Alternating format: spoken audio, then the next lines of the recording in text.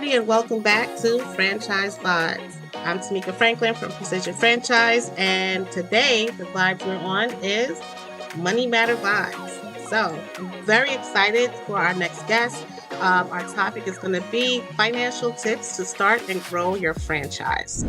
Today we have with us John San Fillippo from Your Choice Financial. Hi, John. How are you? Hi, how are you?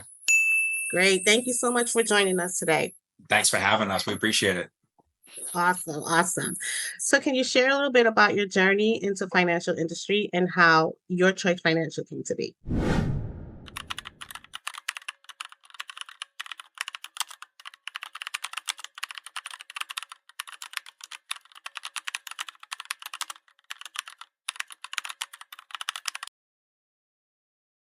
Sure, yeah. So I started the firm roughly almost 3 years ago now. I've been in the financial services industry for north of 15 years at this point. So I went out and started the firm because I wanted to be on my own. I wanted to control my destiny. And so we started this firm to align with individuals and business owners that are in the same mindset of us. So we set up a completely independent firm that handles everything on investments, your insurance, cash flow, everything you can imagine all in one place. And our team helps those business owners tackle those everyday issues that they're having, whether it's on the tax side, investment side, a cash flow side, whatever it may be. Awesome, awesome.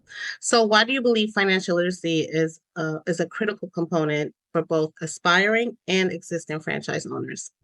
Well, I think the best way to kind of talk about that is what we found is working with so many franchise owners and business owners is that for a lot of them, it's their first time being involved in a business. So Yeah. helping them understand what maybe what the franchisor is guiding them and kind of breaking that down into terms that they can understand and they can relate to. And Hmm. also making them think of things that they may not have thought of, right? And that's where we use our relationships, our resources to help expand the conversation, just to take those conversations to the next level. Great, great. So I guess let's sticking with the aspiring franchise owners because we do have both that watches as far as people that are interested, they're already entrepreneurs, or they're looking to own a franchise for the first time. What are the top three financial principles every aspiring franchise owner should know before they invest in a franchise?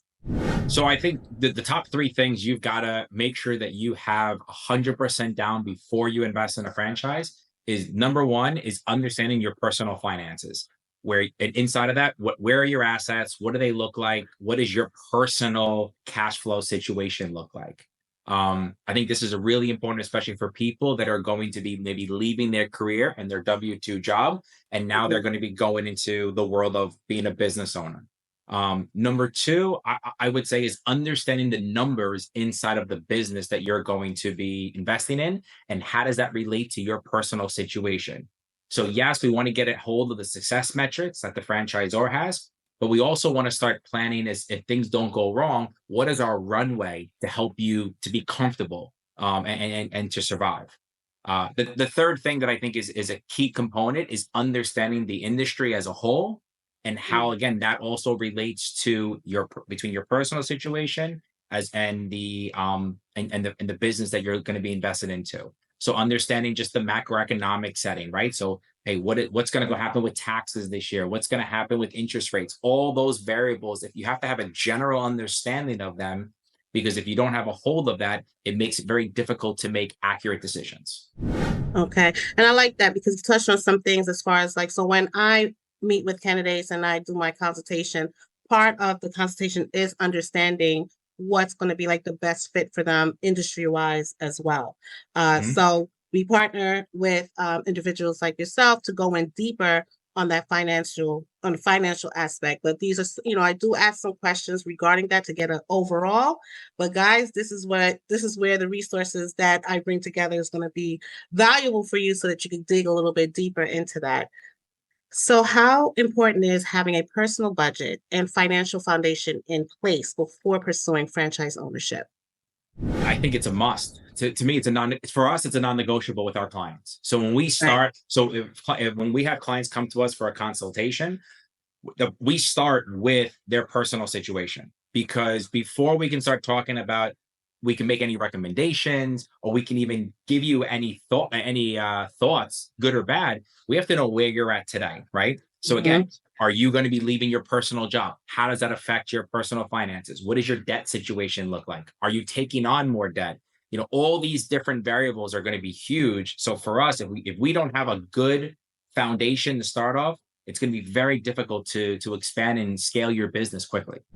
Yeah, it makes a lot of sense. What do you advise for people trying to save for their initial franchise investment or securing financing? So I think one of the biggest things we see is people that come in through our doors is a lot of their assets are in retirement accounts. And there's a great type of accounts that we're not bashing them at all. The struggles that we see with that is, unfortunately, that leaves you very limited on cash. Now we could be looking at ROBs, we could be looking at doing 401k loans, and then maybe getting USBA financing on top of that. And there's good and bad with all those. But the number one thing that does mean sometimes is that you're short on cash, right? What if you need extra 10,000, 20,000, $30,000 just to put into the business, and you're under 59 and a half? Well, now you can't pull money out of those accounts necessarily, right?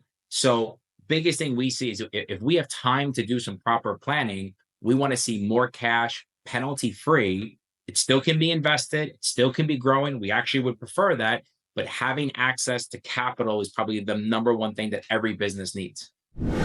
Okay, great. So now thinking about the person that has a franchise and growing a franchise. Once someone has started a franchise, what are some key financial habits they should adopt to ensure steady growth? I think some of the key things that they need to be looking at is, number one, is taking a look at their cash flow, right? What's happening inside of their business, understanding the important KPIs for their business, right? So whether that's their sales velocity, whether it's their, other returns inside of it, that we can have a conversation with every franchise is a little bit different from that perspective. So that's number one. Number two would be having good cash, right? And we go back to that. We're big believers in that. Our recommendation is every business should have at least 3 months of cash in the bank, ready to handle all of the emergencies, right? So your payroll, your rent, whatever the case may be, you want to have that set aside. And that's different from your personal cash, in our opinion, right? Those are two separate metrics. Mm. And then the third thing I would say is that, I guess that really plays with us is your tax planning and your bookkeeping planning, right? So you should be having conversations with your team members, with your advisors on a consistent basis, making proactive decisions, not waiting until November 25th or November 26th or even December 15th and saying, oh my God, I have a big tax bill. What can I do? Because by Mm. then, a lot of the planning we can't do in time. So I would say that we find that probably some of the most success is when we're having proactive conversations with the owners, and we're helping them solve their tax problems or cash problems. There's a lot of ways to make sure that they do not pay any unnecessary taxes. And that's one of the biggest things that we see by waiting, you end up doing. Mm. Well, that transitions well into my next question then. So, what role does cash flow management play in scaling a franchise, and how can owners keep it healthy? I think, keeping it healthy is you have to understand your numbers, right? What are your Mhm. costs? What is your actual profit? All those metrics are vital, right? And I know the franchisors do a great job helping you with that. And we can kind of maybe add to what they're already doing to Mhm. customize it for what you need and for what you need to understand, right? So I think that was number one. I think the second part of that is then within with these franchise owners is helping them understand how to spend their money appropriately, right? So great example. If I understand that I spent $1,000 and I get that money back in 30 days in sales, well, then I know in my mind I can now spend $2,000, right? Double it. And if I get that back in 30 days, then I can double it again. And I can keep going on this path until I no longer get that money back on 30 days. Now I've reached the max on that marketing campaign. So why do I use that as an example? Is some business owners think that I'm just going to have a marketing budget of X amount of dollars and that's all I'm going to have. Well, if that's successful, why not put more into that marketing budget and keep going and scale and scale and scale faster instead of waiting until it's too late? So I think understanding your numbers is crucial, because you can't scale quickly unless you know your numbers. It's just a Mhm. fact. Mm. So, what are some of the financial warning signs that owners should watch out for to avoid setbacks during growth? I think is watching your debt management is probably one of the biggest things, right? So what we find is that two, I guess twofold is debt management and also is personal profitability. So profit in the business doesn't mean that you make profit necessarily, right? So you have to be careful with that because sometimes you have to reinvest back into the business. So it's understanding how much money you're going to take out of your pocket to pay your bills, do what you have to do. And there's Hmm. ways that we can design that inside every business. But the debt management is huge because sometimes what we find is that these businesses start racking up tremendous amounts of debt, even though revenue is high, and the business owner is not taking home any cash in their pocket, right? So you're doing all this work, you're generating all this revenue, it's fantastic, it looks great, but you're not making any money, and we don't like to see that happen. We want to see people succeed personally as well. Mm. So, what are some common financial mistakes you see entrepreneurs make, and how can they avoid them? I think some of the most common, I guess, mistakes is around tax planning and understanding how the tax code works, but also what your options are, right? So for a lot of people, they think because they've come, let's say, maybe from a W-2 job, as an example, Hmm. they've only Hmm. had a 401k, right? And you only could put away 23,500. Well, as a business owner, you can set up your own 401k, and that's great. But then there's also things called solo 401ks. There's things called cash balance plans. There's a lot of other access to financial products that's available that's not available for an individual, and now you can start putting away two, three, $400,000 a year if that's what makes the most sense for you, right? Now Hmm. there's a lot of variables to see if that's the right fit, but then it's helping them understand and doing some tax planning to say, all right, if I put away all this money pre-tax, what does that mean for me personally? Like, what does that actually mean? Then the flip Hmm. side is, or should I pay tax on it and invest in Roth, right? And then explain to them what that means and how after tax investing can be so profitable for them over the long term. So I think the biggest thing that we see is that a lot of business owners don't have the team on their side to help explain to them these different options and how it's so different than just being a W-2 employee because the tax code is written for business owners. Mm. So, how should they think about long term financial planning, including retirement, while running their business? So I think that you have to look at the business has its own balance sheet and the personal side has its own balance sheet. And the two of them have to go hand in hand, but you have to make sure you take care of yourself personally, right? They each have their own cash management and their own cash flow management. I wrote a book about that and kind of talks about what are some things that business owners need to look for that they may not think they need to look for, right? Mm. And anyone who messages us off of this podcast, and just if they write like a message, an email, it says book, we'll send them a copy of the book free of charge just to get that out to them. Awesome. So those are different things that I think are huge, right? So, but I think that within that conversation, it's helping people understand why that is so big for retirement planning, right? So again, going back to the example, you have a $2 million business. That's amazing. It's killing it, but you're taking home $50,000 a year. Where is that money going? What's happening? How are you going to take care of yourself personally? What are the goals and the metrics we need to look at and see? Again, it's cash flow management is huge. I talk about it in my book where if you run the numbers and we give an example in the book about if you have a high rate of savings, it's always going to be more important than getting a high rate of return. It's just the numbers are huge. Now, if you get a high rate of return and you have a high level of savings, now you're knocking it out of the park, and retirement's going to be fantastic for you.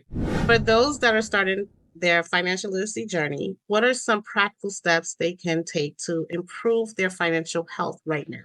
So I think one of the best places to start before you do anything is Mm. get a hold of your finances. Understand what is your income, what are your expenses, whether it's on the business side or personal side. Find out where you're spending money. Don't make any changes, right? But just document everything and organize it. Then reach out to an advisor or your CPA and start having conversations about what should be changed, what you like, what you don't like. You might turn around and say, well, we're spending $3,000 a month on a credit card bill. And when you start looking at the credit card bill, you might say, you know what? We don't need to be spending $3,000 on a credit card bill. I actually had a great story as we were doing this exercise with a client of mine.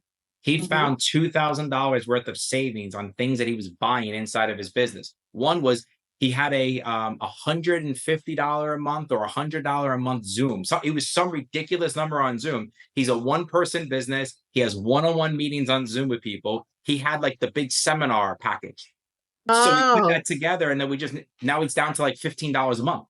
So you'll be. I mean, look, my wife and I, we go through our finances all the time, and we're shocked what we find, right? Just because life happens, and look, I have a wife and four beautiful kids, and we're spending money on stuff, and we're doing all kinds of crazy stuff. So I think doing that on a periodic basis, I recommend. At a minimum, you should be doing it on a quarterly basis with your advisor and your team and looking at cash flow.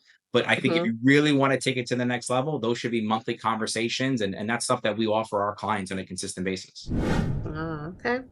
So, what's one actionable financial tip you believe can make an immediate impact on someone looking to succeed in franchising? So someone looking to succeed in franchising, I think where I would go first for them is getting a hold of their personal finances and their assets, right? I think that cash flow, that asset planning, I can't say it enough how important it is, because you're Mhm. going to go through a journey where you don't know what's going to be on the other side when it comes to cash flow and revenue coming in the door, right? And if you think it's going to be 6 months to turn a profit, plan on 12, right? Not to say we Mm. don't want to strive for 6, but let's make sure that you can handle the winter that you may face in the beginning of it, because Mhm. I've heard a great saying, after winter is spring. And I love that saying, because I think you got to go through the tough points in the beginning, and then you'll Mhm. get to the enjoyment of really expanding your business. So without having a good core foundation of what you can do or what you can't do, I've seen it Mhm. bring on a lot of stress for business owners, and it's something that we like to see people avoid as much as possible. Oh, great. Well, you know what? As we wrap up, if you could give one piece of advice to someone looking to secure their financial future through franchising, what would it be? Leverage your team, leverage the resources that you have access to, right? So whether it's on the franchisor side, whether it's your CPA, whether it's your advisor, and ask them, whether it's someone like you, right? Ask, Exactly. Don't forget me. but leverage your resources to really do your research, but also ask those questions and make them ask you questions that you may not know, right? I mean, that's one of the biggest things that I think we bring to the table with our clients, and I'm sure you do as well, where it's, Mhm. hey, have you thought about this? You know, Yeah. so I think, and one of the things I think, we see a lot is we're comparing franchises. Mhm. And sometimes what we find, for whatever the reason may be, franchise A is like brick and mortar, franchise B is an at-home business, right? There's two Mhm. different needs and wants and things you have to be looking at within those two variables. And if you don't have specific conversations about all of them, and one of the things that we tell all of our clients is that, hey, look, we want to provide you with things that you may not be thinking of, right? Or you Mm. may be afraid to ask. So use Mhm. your resources, get those questions out, and it's gonna make that journey of owning and starting the franchise so much more exciting.